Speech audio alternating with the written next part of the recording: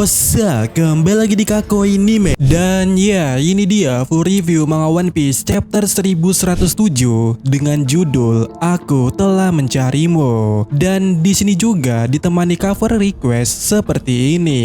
Ya, ini cover request, tapi apakah ada clue tentang bagaimana nasib Lau dan Beppo setelah ini? Ya entahlah ya. Oke, chapter kali ini dimulai dengan komentar editor yang berkata para raksasa menyebabkan masalah yang besar. Dimana bisa kita lihat di sini pada halaman ganda Dory memanggil Omoy sementara Brogy memberikan perintah kepada mereka.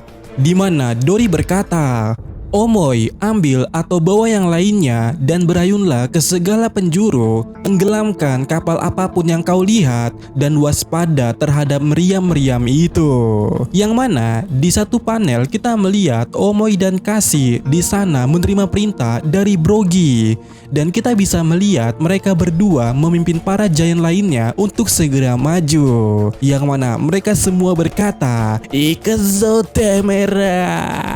Dan ya, di panel berikutnya kita melihat ada beberapa giant telah menghancurkan kapal marine di sana, sementara di antara yang lainnya sudah ada yang menginjakan kakinya di pesisir Pulau Egghead dan rombongan itu dipimpin kembali oleh Dory dan juga Brogy. Yang mana di momen yang sama kita melihat atau mendengar berbagai pengumuman para unit marine.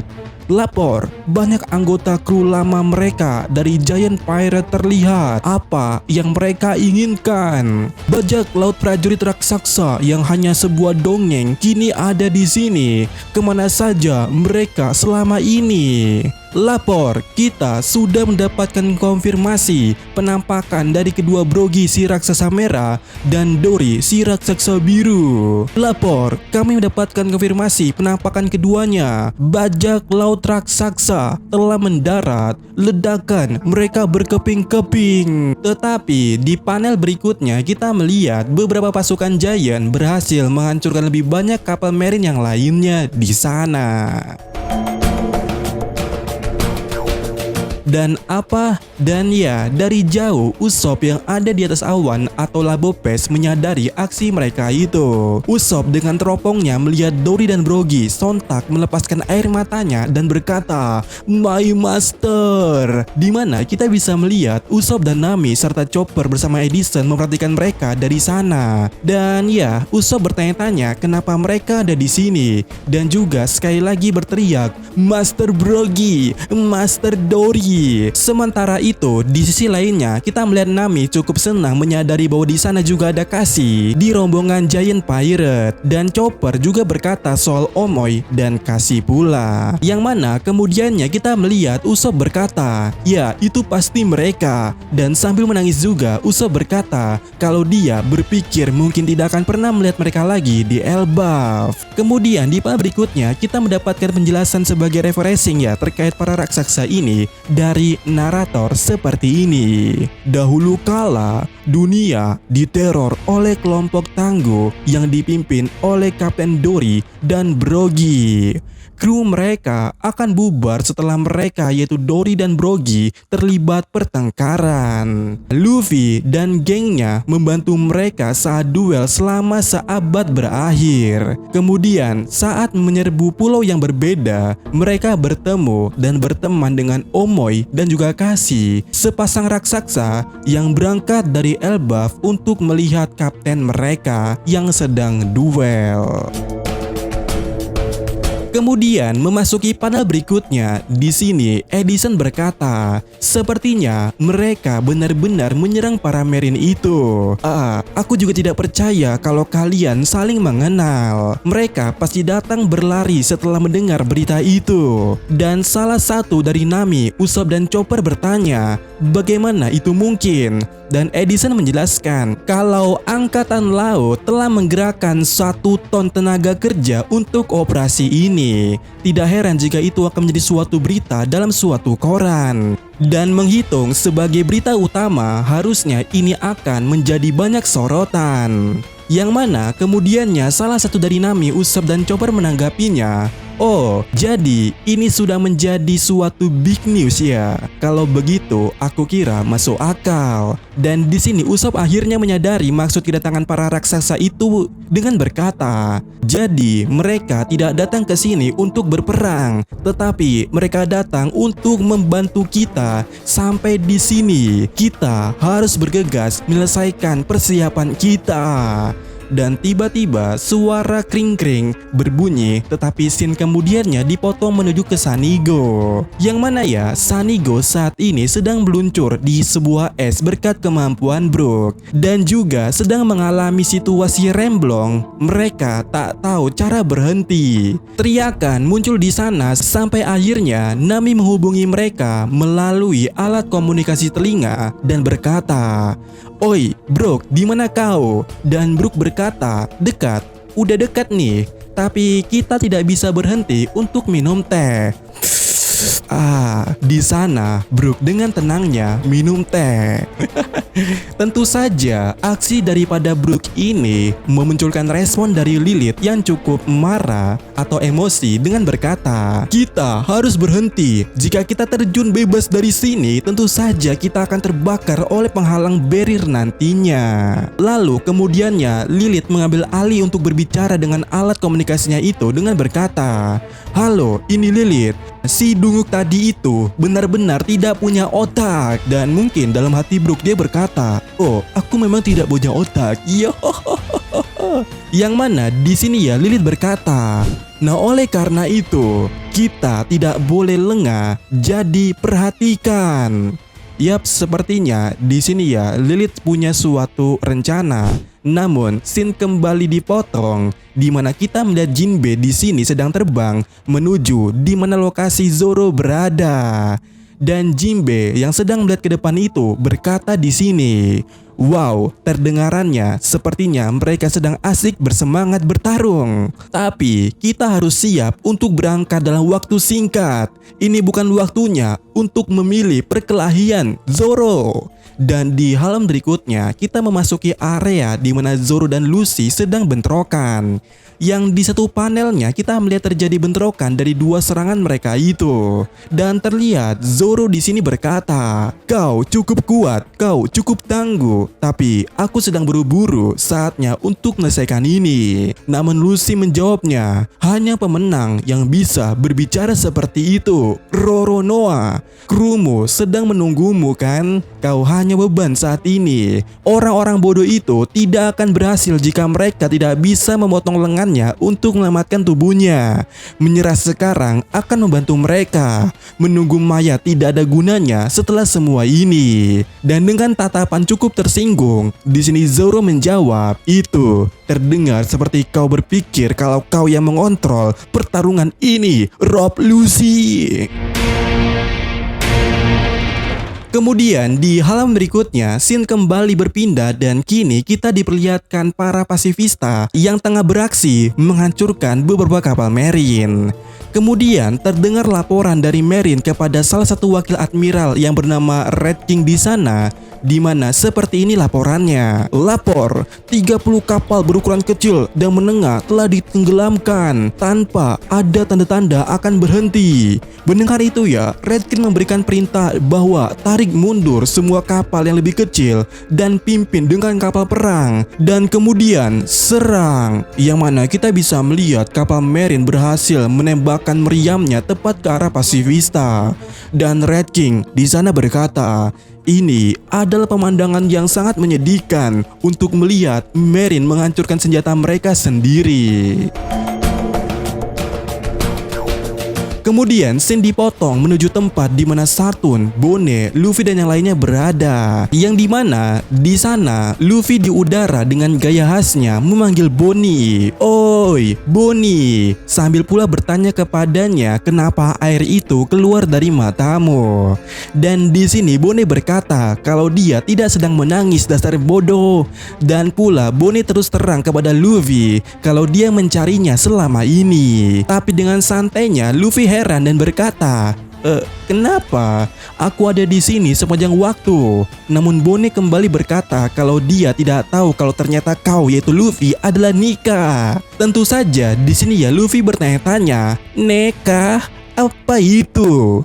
Kemudian Luffy mengalihkan topik dengan bertanya kepada Bone, "Oh iya Bone, apa masalahnya dengan pukulanmu yang tadi itu?" Dan di sini Bone langsung berkata, "Aku akan melancarkan serangan yang lebih keras sepertimu. Jika itu begitu lemah, kenapa tidak kau tunjukkan padaku bagaimana caranya? Dan berikan yang sangat bagus demi Vegapunk. Maka kita akan bisa keluar dari sini."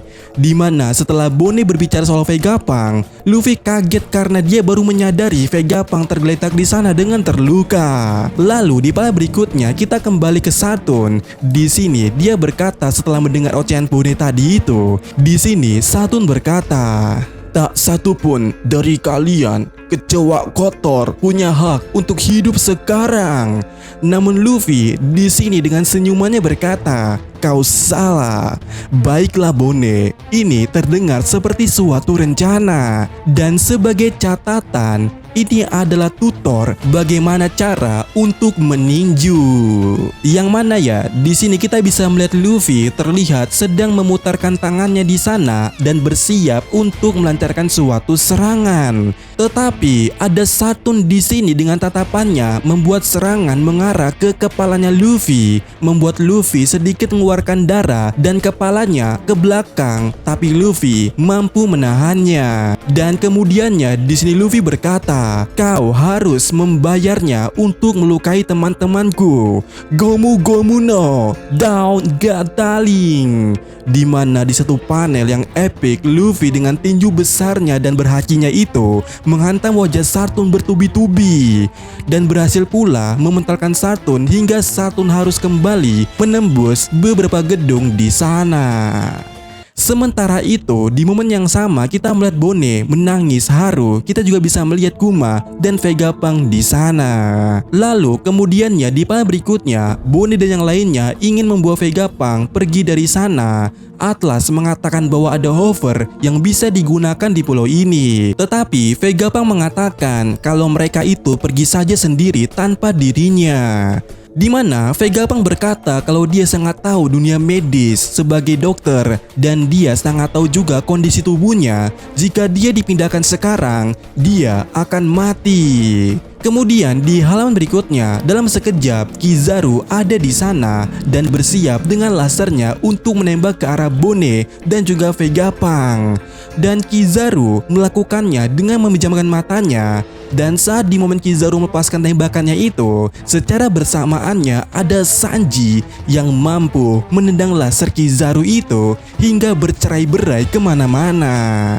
Tentu saja Kizaru terkejut melihatnya, bahkan Franky juga memasang wajah yang tidak percaya dan bertanya-tanya bagaimana itu bisa terjadi. Itu kan laser loh. Yang mana kemudiannya kita bisa melihat Sanji di sini dengan alisnya yang sudah terbalik berkata, "Cahaya tidak bisa menghalangi cinta." Dan di sana Kizaru justru berkata, "Jika itu benar, maka hapus saja buku sains dan mulai lagi dari awal." Lalu di halaman berikutnya kita melihat Franky, Atlas, Bone, Kuma pergi dari lokasi itu menuju sesuai yang mereka rencanakan. Sementara kita melihat Kizaru memegang kepalanya dan juga berkata, "Well, aku benar-benar berada di situasi yang menyusahkan saat ini. Mereka berharap setidaknya aku kembali dengan membawa kepalamu setelah semua ini." Dimana sepertinya kepala yang dimaksud oleh Kizaru ini ya kepala Vegapunk ya. Karena di momen ini kita melihat Sanji dan Luffy menghalangi Kizaru untuk membunuh Vegapunk. Sehingga karena itu pula Kizaru merasa sedang berada di situasi yang sangat menyulitkan. Karena bisa saja Kizaru tidak bisa memenuhi harapan daripada pemerintah itu untuk membawa kepala Vegapunk. Lalu karena itu pula Sanji di sini berkata, "Oh, kalau begitu segeralah mulai untuk membuat surat permohonan maaf." Sementara Luffy di sini ya hanya tertawa. Kemudian scene dipotong, kita kemudiannya melihat Sartun terbangun kembali di balik reruntuhan, entah itu ada di mana. Dan di momen yang sama ada seseorang yang menghampirinya dan itu adalah Devon. Di mana Devon kemudiannya di sini dia berkata, well, tidak setiap hari kau bisa melihat salah satu dari Gorose turun ke tanah. Kemudian di halaman berikutnya kita bisa melihat Devon mulai kembali berbicara. Lihatlah dirimu, kekuatan lezat seperti apa yang kau miliki itu. Untuk berpikir seorang lelaki yang lebih tua akan datang ke permukaan dan memberkati kita dengan kehadirannya, itu tidak pernah kita dengar. Tetapi hal ini tentu saja membuat pekerjaan kami jauh lebih mudah. Dan setelah bacotannya itu ya, dia menyentuh kaki Sartun dan pula berkata, misi selesai. Ya, kita tahu ya mekanisme daripada Devil Fruit-nya Devon ini. Dia berpeluang bisa berubah jadi Sartun setelah menyentuhnya. Dan tentu saja karena dia mengatakan misi ini selesai, ada sesuatu yang mereka rencanakan dengan kekuatan berubah menjadi Sartun. Kemudian di panel berikutnya kita disuguhi penampakan Devon dan Van Auger di sana, sementara Sartun bertanya-tanya apa tujuan kalian ke sini. Lalu pula Sartun bertanya-tanya kepada Devon, oi Katina Devon, ini mengejutkanku. Seseorang yang berhasil kabur dari penjara level 6 seperti dirimu itu memilih hidup jadi bawahan. Namun di sini Devon menanggapinya dengan tegas kalau Teach itu sangat spesial. Kemudian di halaman berikutnya, Sartun mulai berbicara soal garis keturunan Kurohige, di mana pernyataan itu bermaksud menjawab soal spesialnya Kurohige. Dan di sini Devon membenarkannya dengan berkata, oh, jadi kau sudah tahu ya. Namun Sartun kembali berkata, kru kalian selalu melakukan sesuatu, tapi apa yang Anda harapkan dari situasi ini? Yang mana baik Devon dan Van Auger berkata secara bersamaannya, di mana yang mereka harapkan adalah the world atau dunia. Kemudian sepertinya Van Auger menyadari bahwa Sartun ingin menyerang, tetapi setelah Sartun menyerang terlebih dahulu, Van Auger bersama Devon melakukan suatu teleport ke suatu tempat. Dan ya, tentu saja Sartun kebingungan kemana mereka pergi. Kemudian di panel berikutnya kita bisa melihat Van Auger dan Devon masih berada di Pulau Echet, namun entah di bagian mana. Karena di sini terlihat Devon mengeluh kalau mereka itu masih berada di pulau yang sama dan mulai berkata, tak bisakah kau seorang Van Auger ini berteleport lebih jauh? Nah, menariknya di sini adalah Van Auger berkata, bukan dia tidak bisa, tapi Van Auger mengaku kalau dia belum menguasai buah iblisnya itu.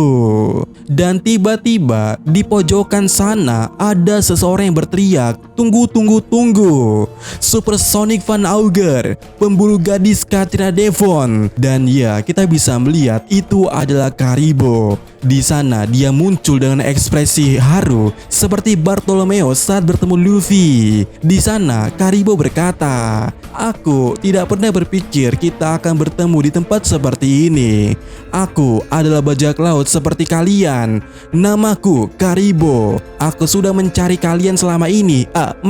Maksudku selamanya. Aku berlayar karena aku ingin menjadi orang besar sama seperti dia. Dia adalah idolaku, pahlawanku. Aku selalu bermimpi menjadi anak buah dari Kurohige.